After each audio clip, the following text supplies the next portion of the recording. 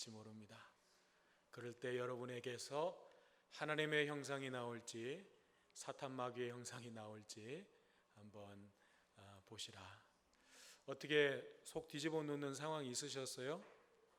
없으셨으면 참 감사하고, 있으셨으면 어떻게 그때 여러분에게서 나타난 형상은 하나님의 형상이었습니까? 마귀의 형상이었습니까? 우리의 삶 가운데 하나님의 형상이 더 많이 나타나도록 하는 것, 우리가 이 세상을 살아가면서 그 하나님의 형상이 완전하게 우리 가운데 나타날 수는 없어요. 왜냐하면 죄성을 가진 육체를 가지고 살고 있기 때문에. 그렇지만 우리가 걸어가야 할 길은 우리 성가대의 찬양처럼 그분의 길을 걸어가는 우리는 그 소망을 보고 가는 거예요. 하나님께서 나를 온전하게 하실 그 소망, 나를 완전한 자로 안아주실 그 소망, 그 영원한 소망을 향해서 걸어가는 것이고, 그 과정 속에서 우리의 삶의 현장마다 나를 통해서 하나님의 형상이 더 많이 나타나도록 하는 것, 그것이 우리의 사명이고 우리가 싸워야 할 믿음의 싸움인 거죠. 그래서 지난주일에 이제 우리가 예수님의 십자가의 죽음에 대해서 함께 나누면서 그런 이야기들을 나눴었죠. 예수님의 십자가 죽으심에 담겨져 있는 가장 중요한 의미는 우리의 죄를 위한 대속의 죽음이다. 그런데 우리의 죄라고 하는 것이 어떤 나쁜 짓을 하는 행위의 문제가 아니라 성경은 그것보다도 훨씬 더 본질적인 것을 이야기하고 있는데, 그것은 이 아담과 하와가 선악과를 따먹었던 마음, 즉 내가 하나님과 같이 되려고 했던 그 마음, 그것이 죄의 본질이다라고 성경은 분명하게 말씀하고 있습니다. 우리의 삶이 하나님이 그려두신 그 관역에 가서 딱 꽂히는 것, 하나님의 뜻과 계획이라고 하는 그 관역에 가서 딱 꽂히는 것, 그것이 우리가 가야 될 길이라면 거기에서 벗어나 있는 것이 죄라고 흔히 이야기하잖아요. 그런데 그 화살이 관역을 향하지 않도록 다른 곳을 향하도록 만든 마음이 먼저 있었다는 거예요. 그것이 내가 하나님이 되겠다는 거죠. 내가 하나님이 되겠다고 하는 것을 무슨 거창하게 생각할 게 아니에요. 내가 무슨 신적인 존재가 되겠다, 전능한 존재가 되겠다, 그런 의미가 아니죠. 선악을 아는 것에, 선악을 판단하는 것에 내가 주인이 되겠다는 거예요. 무엇이 선하고 무엇이 악한 것이냐, 하나님의 기준이 아니라 내 기준으로 판단하겠다는 거예요. 그래서 내게 유익하면 선하고 좋은 것, 내게 유익이 안 되면 악하고 안 좋은 것, 내 기준으로 내가 주인이 되어서 하나님의 자리에 앉아서 그것을 판단하겠다는 거죠. 그게 하나님이 되겠다는 거예요.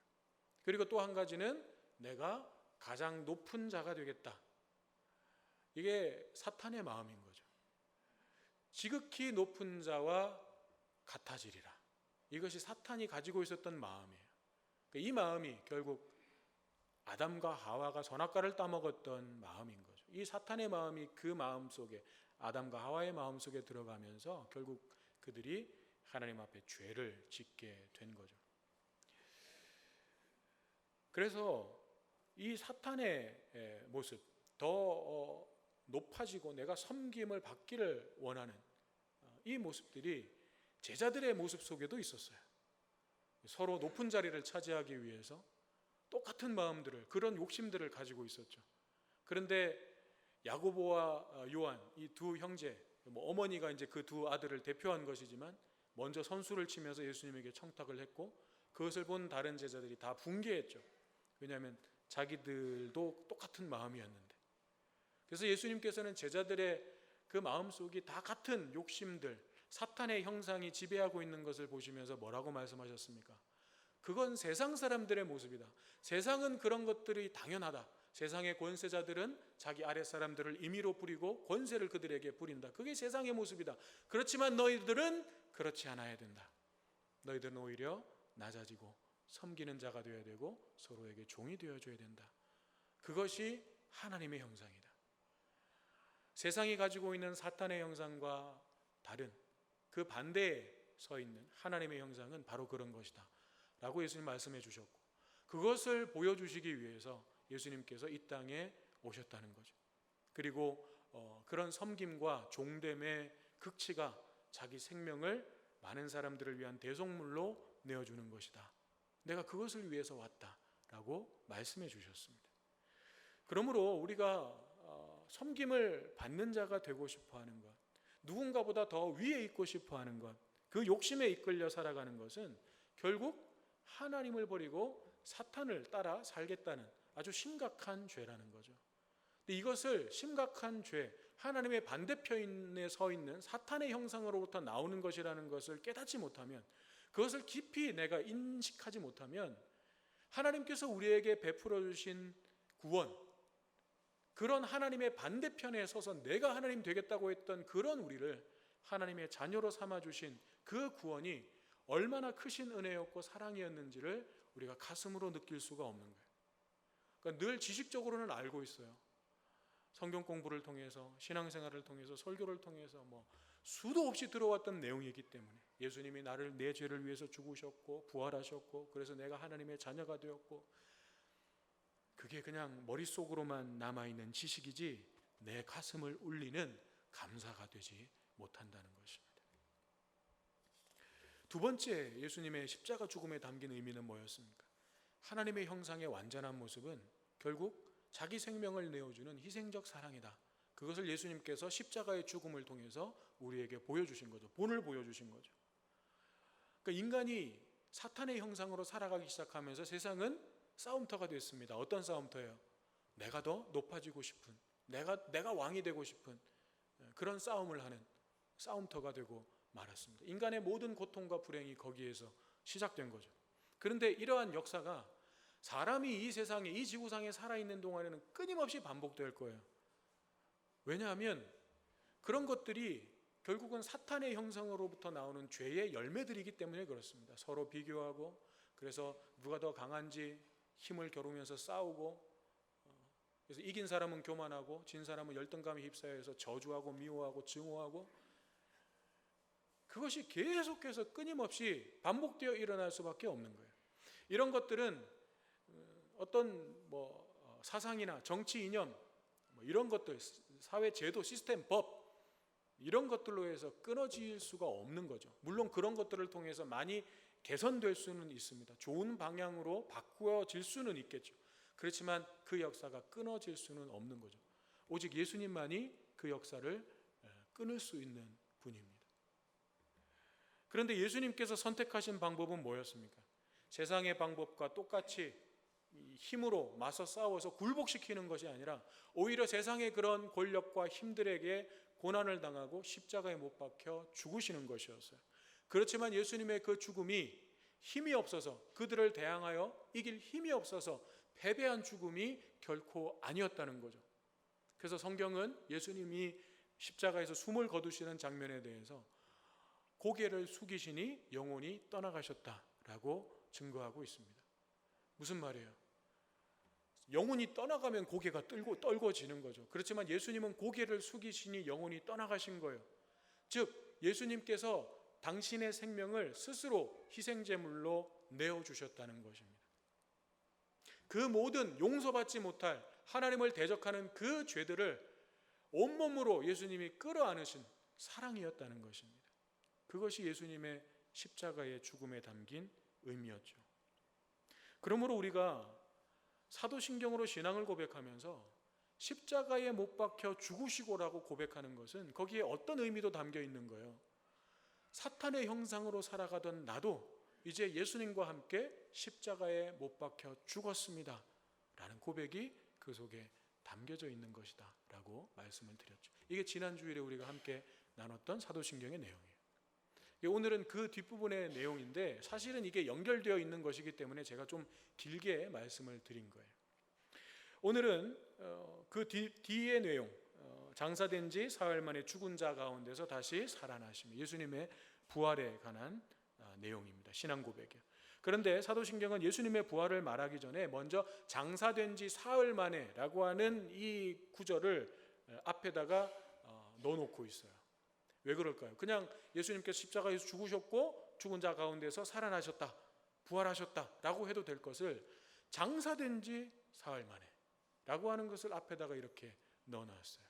그것은 사도신경이 예수님의 죽으심이 완전한 죽음이었다는 것을 강조하기 위해서 그런 것입니다.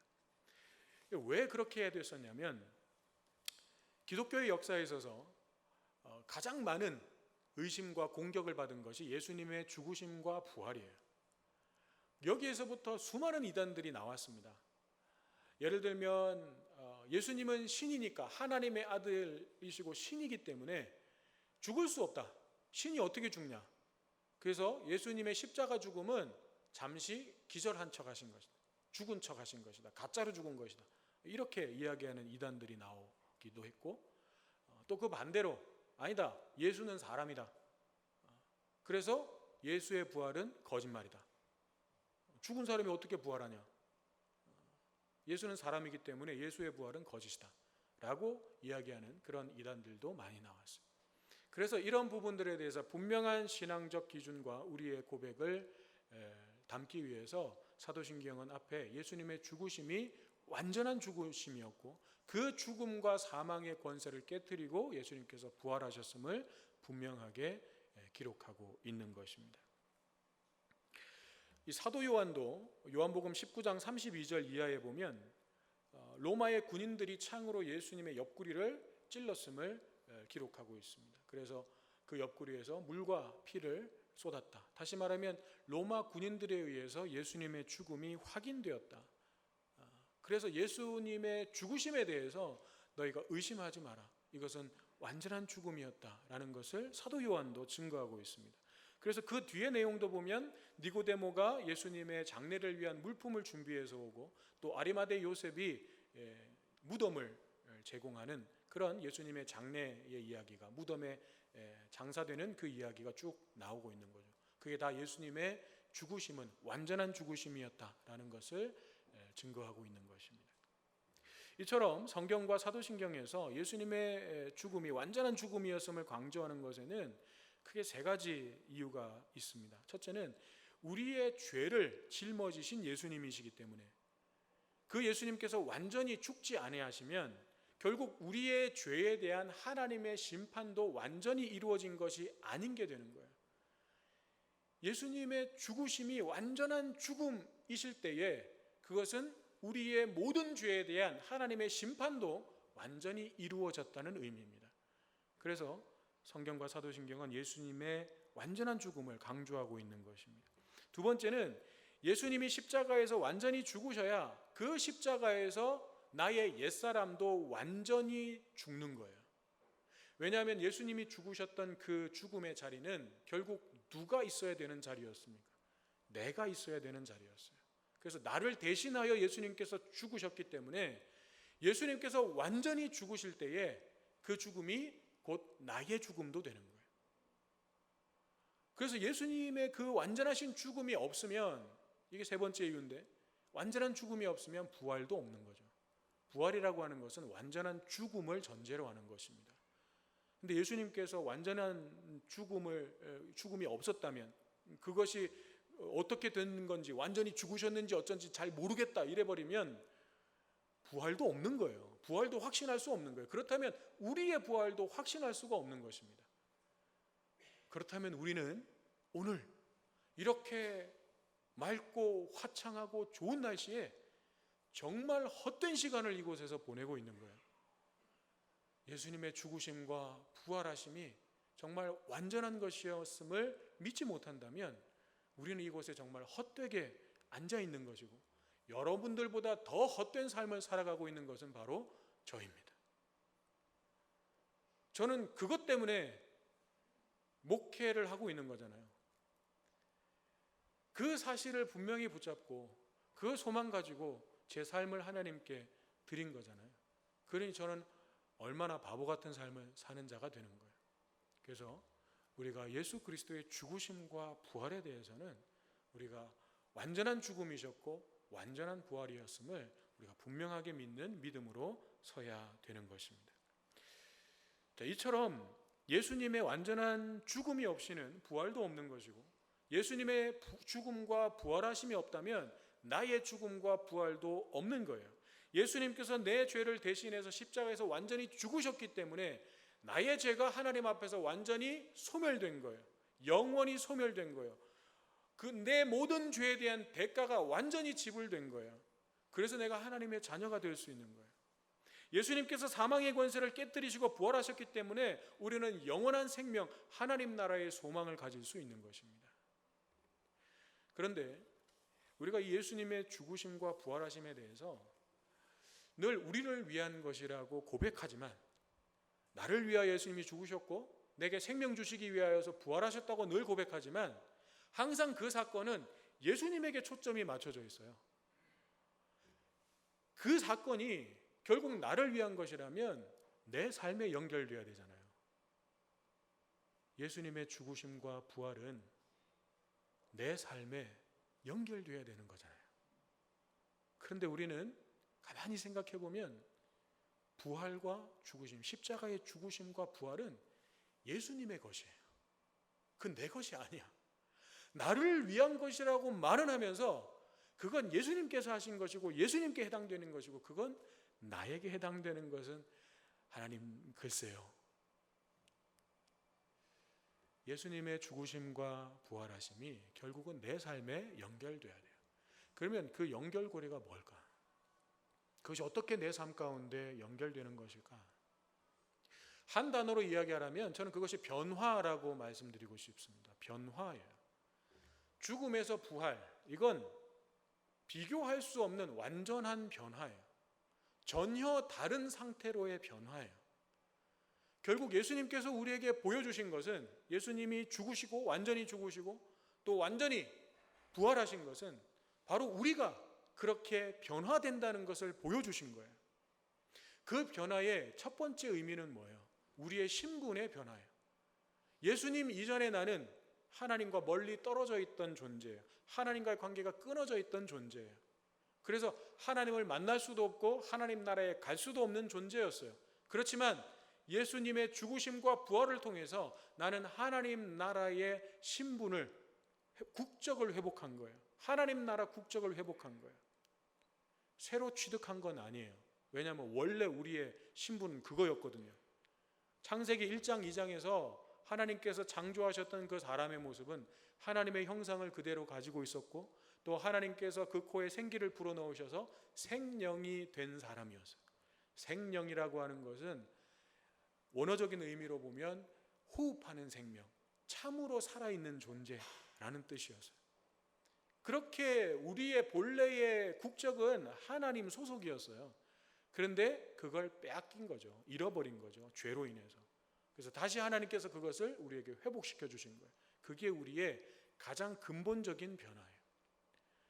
그럼 그것은 예수님께서 죽으심과 부활을 통해서 우리에게 주신 거예요. 우리에게 은혜로 선물로 주신 거예요. 그렇다면 그 선물을 받은 우리는 어떻게 살아야 되는 거예요? 그 신분에 합당한 삶을 살아야 되는 거죠. 그것이 우리에게 있어서 이제 변화, 우리의 삶의 변화의 과제예요. 그러면 여러분, 우리가 이런 질문 앞에 한번 서봐야 되겠죠. 예수님 이전과 예수님 이후에 나는 무엇이 달라졌습니까?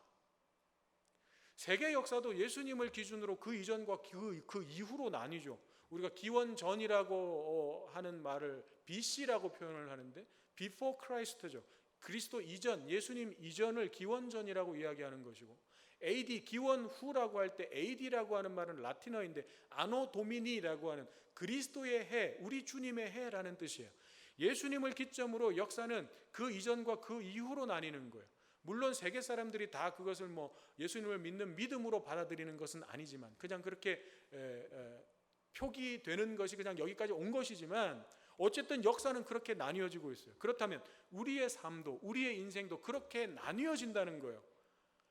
예수님 이전과 예수님 이후로 반드시 나누어집니다. 거기에는 반드시 변화가 있어요. 성경에는 그렇게 변화된 사람들의 이야기로 가득합니다. 사도 바울의 삶을 보십시오. 그는 예수를 믿는 자들을 핍박하는 사람이었어요. 그러나 부활하신 주님을 만난 후로 예수님 이후의 삶은 그 예수 그리스도를 전하는 삶, 자기의 생명을 내놓고 전하는 바울의 삶을 살았던 것을 우리가 보게 됩니다. 그러면 우리 역시도 예수님 이전과 예수님 이후로 우리의 삶이 구분되어야 하지 않겠습니까? 이런 질문을 드리면 모태신앙인 분들은 가끔 저는 예수님 이전이었던 기간이 없는데요, 엄마 뱃속에서부터 늘 교회에 있었기 때문에 저는 그런 기간이 없었는데요. 근데 그렇게 말씀하시는 분들 가운데 많은 분들은 내가 너무나도 어릴 때부터 들었고 배워왔기 때문에 당연하게 여겨지고 익숙해진 것을 내가 믿는 것이라고 잘못 생각하는 경우가 많아요. 물론 당연하게 생각하는 것, 그거 참 복된 겁니다. 그게 잘못됐다는 게 아니에요. 어릴 때부터 믿음이 들어와서 그냥 한 번도 의심이 안 되는, 그냥 그게 당연하게 믿어지는 것, 그거 참 복된 믿음입니다. 그런데 문제는 그것이 정말 나의 믿음인가, 내 마음으로, 내 의지로, 내 입술로 고백하는 내 믿음인가는 반드시 한 번은 검증해야 된다는 거예요. 그래서 우리가 교회에서 유아 세례를 받은 아이들도 그 아이들이 자라고 나면 그냥 바로 세례교인으로 인정해 주는 것이 아니라 견신례를 통해서 부모님으로부터 받은 그 신앙이, 할아버지 할머니로부터 받은 그 신앙이 너의 믿음인지를 확인하는 거죠. 그래서 그것이 확인되면 세례교인으로 인정하는 것입니다. 그게 견신례죠. 그럼 여러분, 내가 정말 아무리 당연하게 생각했어도 그것에 대해서 분명하게 다시 한번 깨닫게 되는 순간이 있습니다. 아, 하나님이 이런 분이셨구나, 예수님이 이런 분이셨구나 라는 것을 새롭게 깨닫게 되는 때가 있어요. 그러면 그때를 생각해 볼 때, 그걸 내가 깨닫고 난 뒤에 그 예수님 때문에, 내가 알게 되고 새롭게 깨닫게 된 그 예수님 때문에 내 삶이 변화된 게 있냐는 거죠. 지금까지 여러분들이 신앙생활을 해오시면서 교회에서 많은 신앙의 어떤 훈련들, 성경 공부를 하셨을 거예요. 그렇게 해서 알게 되고 배우게 된 그 예수님, 그 하나님, 그 성령님 때문에 내 삶에 무엇이 달라졌냐는 거죠. 우리는 이 질문 앞에 정말 솔직하게 서 봐야 됩니다. 그래야 내 믿음이 지금 어떤 상태인지를 점검할 수 있어요. 이것이 우리의 씨름이고 우리의 영적 싸움이에요. 그래서 우리가 정말 우리 안에서 그런 예수님을 닮아가는 믿음, 변화된 삶이라고 하는 것이 결국은 뭐예요? 내 삶의 모습이, 우리가 처음에 찬양했고 또 좀 이따가도 찬양하겠지만 그 찬양의 가사처럼 하나님의 꿈이 나의 비전이 되는 거예요. 그 말은 하나님의 뜻과 계획이 이제는 내 것이 되는 거예요. 내 삶 속에 이루어져야 되는 내 사명이 되는 거예요. 예수님의 성품이 내 인격이 되는 거예요. 내 안에서 그 예수님의 모습이 나타나는 거예요. 우리 안영식 장로께서 아까 우리 같이 인사 나눌 때 당신에게서 예수님의 모습이 보입니다. 이것이 우리 안에서 너무나도 자연스럽게 나타나야 되는 모습이라는 거죠. 그리고 그러한 모습을 우리가 내 삶 가운데서 이루어갈 때에 내 힘과 노력으로 안 되기 때문에, 그건 내 의지로 되는 것이 아니기 때문에 성령님의 권능이, 성령님의 능력이 우리에게 임해야 되는 거죠. 그 성령의 능력이 나의 능력이 될 때 우리는 그런 변화를 경험하게 되는 거예요. 우리가 그것을 향해서 나아가는 것입니다. 그것을 향해서 성경 공부도 하는 것이고, 그것을 위해서 신앙의 훈련도 받는 거예요. 그것을 위해서 우리가 매주일 이렇게 나와서 하나님 앞에 예배도 드리는 것입니다. 그런데 그런 변화가 일어나지 않는다면 내 신앙에는 분명히 문제가 있는 거예요. 자, 그런데 우리가 그렇게 예수님의 모습을 닮아가는 그 싸움이 한 번 내가 성공했다고 완전히 되는 게 아니죠. 이게 날마다 우리 가운데 일어나야 되는 거예요. 근데 일어날 수밖에 없어요. 왜냐하면 나는 여전히 죄성이라는 것이 아직 있어요. 신분이 하나님의 자녀라고 하는 신분으로 바뀌긴 했지만 육신을 가지고 살아가는 이 세상에서 살아가는 이 동안 안에는 우리가 죄성을 함께 가지고 살 수밖에 없는 거죠. 그래서 내가 하나님의 그 형상으로 회복되어 예수님의 모습으로 살아가려고 하면 할수록 그 반대쪽으로 끌어당기는 힘이 작동하는 것입니다. 그게 내 안에 있는 사탄의 형상이에요. 그것은 나를 절대로 하나님의 형상이 온전히 회복되지 못하도록 방해합니다. 그래서 끊임없이 우리 안에는 이 영적 싸움이 일어나는 거예요. 근데 여러분, 하나님의 형상이 우리 안에 회복된다는 것이 뭐 대단히 거창한 게 아니에요. 사탄의 형상이 우리를 주장한다는 것이 뭐 대단히 거창한 게 아니에요. 사탄의 형상이라고 하니까 무슨 우리 안에서 뭐 이렇게 막 머리에 뿔이 나고 뭐 뒤에 날개가 나오고 뭐 그런 게 아니잖아요. 제가 제 안에 사탄의 형상이 막 자주 나올 때가 언제냐면 운전할 때예요. 이게 정말 제가 제일 약점이에요. 운전을 하다 보면 저는 정말 어떻게 저렇게 운전을 할 수 있지? 막 용납이 안 되는 상황들이 있는 거예요. 왜 저렇게 하지? 그래서 바리새인들처럼 어찌하여 나는 법규를 지키고 있는데, 나는 교통 질서를 지키고 있는데 어찌하여 저들은. 그래서 막 분노하고 그렇게 화를 내는 것에 대해서 저는 정당화시킬 때가 많거든요.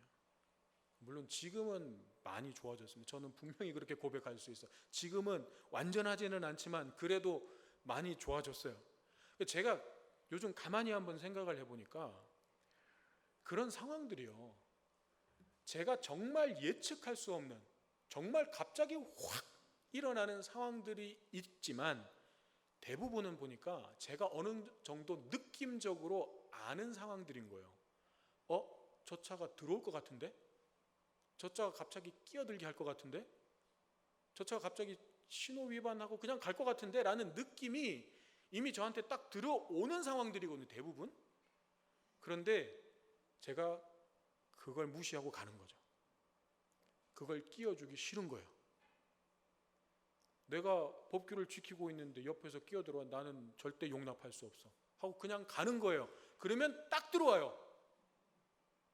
그러면 어떻게 해요? 그렇지 하면서 저를 정당화시키고 분노하고 화내고 그러는 거예요. 저를 합리화시키는 거죠. 나는 옳은 거예요. 그런데 하나님께서 원하시는 건 뭘까요? 네가 느꼈으면 제가 속도를 늦추면 되잖아요. 껴주면 되잖아요. 양보해주면 되잖아요. 그게 싫은 거예요. 제가 양보하기가 싫은 거예요. 그 마음이 제 안에서 이 사탄의 형상이 막 올라와서 저를 주장하니까 그걸 용납하지 않고 배려하지 않고 양보하지 않고 그냥 가서 뻔히 들어올 걸 알면서도 가서 막는 거죠. 그러면서 부딪힐 뻔한 상황이 되면 제가 분노하고 화내는 걸 정당화시킵니다. 이게 뭐 운전할 때만 그런 상황이겠어요? 우리가 대화를 나눌 때에도, 여러분 부부 사이에 대화를 나눌 때에도 느낌이 딱 올 때가 있지 않습니까? 내가 이 말을 하면, 내가 이 말을 딱 하면 뭔가 이제 터질 것 같고 시작될 것 같은 느낌이 딱 올 때가 있어요. 그런데 하잖아요. 왜? 내가 지기 싫으니까. 내가 이겨야 되니까. 내가 자존심 버리기 싫으니까 결국 그 말을 해요. 안 하면 넘어갈 수 있을 것 같은데, 내가 그렇게 반응 안 하면 그냥 잠잠할 수도 있는데 안 해요. 내가 이겨야 되기 때문에. 그 상황에서 나는 참지 않아요. 나는 죽지 않아요. 내가 살아있으려고 해요. 여러분, 이것이 결국 내가 사탄의 형상이 나오는 것들이에요. 뭐 대단히 거창한 것들이 아니에요. 그럼 하나님의 형상이 나오는 건 뭐예요? 그 상황에서 내가 양보하는 거죠. 죽는 거예요. 그래서 그렇게 내가 완전히 죽어보면 하나님께서 주시는 은혜가 있음을 경험하게 돼요. 그런데 그걸 왜 못 경험하냐? 덜 죽으니까 그런 거예요. 완전히 안 죽어요. 죽는 신용만 하는 거예요. 예를 들면 이런 거예요. 하나님의 형상이 그런 거래. 그렇구나. 내가 새롭게 깨달았으니까 이제 가서 내 자녀들에게 혹은 남편과 아내에게 내가 하나님의 형상으로 대해야지. 그래서 집에 가가지고 이제 속으로 그러니까 겉으로 말은 안 하겠지만, 이 어리석은 자들아, 내가 큰 비밀을 깨달았기 때문에 긍휼을 베풀겠다. 내가 너희에게 하나님의 형상으로 대하는 긍휼을 베풀겠노라 하면서 큰 마음 먹고 양보해주고 배려해주고 섬겨주고 한단 말이에요. 그런데 그러면 상대방은 어떻게 해요? 넙죽넙죽 잘도 받아 먹어요. 아니 내가 한 3번, 4번 정도 하면 한 번쯤은 좀 사람이라면 느껴야 될 거 아니에요. 뭔가 좀 미안해서라도 나한테 한 번 정도는 이렇게 해줘야 될 거 아니에요. 그런데 안 해요. 안 해. 그냥 당연한 듯이 받아 먹고 있어요. 그럼 그걸 보는 순간 결국 5번을 못 넘기고 터져요. 그러면서 앞에서 이렇게 참아줬던 것까지 합쳐가지고 터뜨려요. 그러면 결국 그 시작은 뭐예요? 내가 정말 죽으려고 한 게 아니라 내가 죽는 신용을 한 거죠. 그래서 저 사람이 나에게도 해주기를 원했던, 내가 받기를 원했던 거예요. 내가 주기를, 내가 정말 그냥 완전히 주기를, 내 생명을 그냥 내어주기를 원했던 것이 아니라 내가 이 정도 하면 기브 앤 테이크예요. 세상의 방식이에요. 내가 이만큼 하면 저 사람도 나에게 이만큼 해주겠지라는 기대와 소망을 가지고 그렇게 한 거예요. 그건 실패할 수밖에 없어요. 그건 실패해요. 그러나 내가 덜 죽지 않고 완전히 죽으면 하나님이 주시는 은혜가 내 안에 채워지는 것을 경험해요. 하나님의 나라가 내 마음 가운데 임하는 것을 경험해요. 하나님의 평강이 내 마음 가운데 충만해지는 것을 경험하게 돼요. 저와 여러분 모두가 그 기쁨을, 그 감격을 누리게 되시기를 간절히 소망합니다. 예수 그리스도와 함께 십자가에 못 박혀 죽고 또 함께 죽은 자 가운데서 다시 살아나는 것, 그것은 사탄의 형상으로 살던 나는 예수님의 십자가에 못 박히고 하나님의 형상으로 사는 나는 주님과 함께 사는 것입니다. 매일매일 사도 바울이 고백했던 것처럼 나는 날마다 죽노라. 그 날마다 죽노라라는 고백 속에는 그래서 나는 날마다 주님과 함께 다시 사노라 라는 고백도 포함되어 있는 것입니다. 이 고백이 저와 여러분의 고백이 되시고 우리의 모습 속에서 예수님의 모습이 나타나게 되시기를 주님의 이름으로 축원합니다.